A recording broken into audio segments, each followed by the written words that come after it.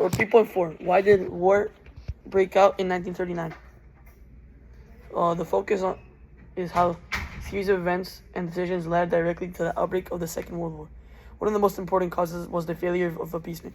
Throughout 1930s, Britain and France had allowed a policy of appeasement, meaning they allowed Hitler to break the Treaty of Versailles and expand Germany without taking strong action. They believed this would avoid war. However, this policy clearly failed when Hitler broke his promises. After the Munich Agreement in 1938, Hitler had promised that he had no further territorial ambitions, but in March 1939, German troops invaded and took control of the rest of Czechoslovakia. This showed that Hitler could not be trusted and the appeasement had not prevented aggression. As a result, Britain began to change its policy. Prime Minister Chamberlain admitted that appeasement had failed and that Germany might be trying to dominate Europe by force. This marked a turning point in British foreign policy. At the same time, Britain began to rearm. After years of reducing military spending, Britain now increased its production of weapons and prepared for war. However, despite these efforts, Britain was still not fully prepared for a major war. Its army was relatively small compared to Germany's, and its military focus was mainly on defense rather than attack. Another major cause was the British guarantee to Poland. After the takeover of Czechoslovakia, it became clear that Poland might be Hitler's next target. Britain promised to defend Poland if Germany attacked.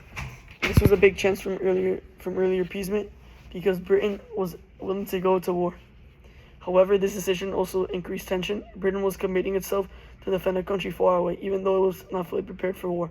Some politicians believed this would make war more likely rather than prevent it.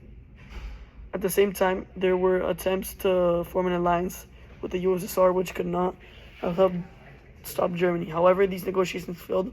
One reason was that Britain and France did not trust the USSR, and Poland refused to allow Soviet troops to enter its territory. Because of this failure, the USSR made a surprising decision. Instead of joining Britain and France, it signed Nazi-Soviet pact with Germany. This agreement made the two countries would not attack each other. This was very important because it removed the biggest obstacle to Germany's expansion. Hitler no longer had to worry about fighting a war on two fronts. It also meant that there was no strong alliance to stop Germany.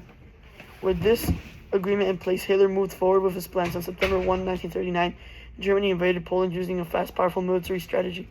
Hitler even used a fake attack as an excuse to justify the invasion. Poland quickly asked Britain and France for help. Britain and France gave Germany an ultimatum demanding that it withdraw from Poland. Germany ignored this. Britain declared war on September 3rd, 1939, followed by France. At this point, a major European war had officially begun. Overall, a war broke out in 1939 because of several connected factors. The failure of appeasement encouraged Hitler to become more aggressive. Britain's guarantee to Poland made conflict unavoidable. Once Germany attacked, the failure to form alliances, especially with the USSR, weakened. Opposition to Germany, finally, the Nazi-Soviet pact allowed Hitler to act without fear of immediate consequences. All these factors combined to make war not just possible, but almost inevitable. So overall, in 3.4 was basically like what mainly led to the outbreak of the World War II.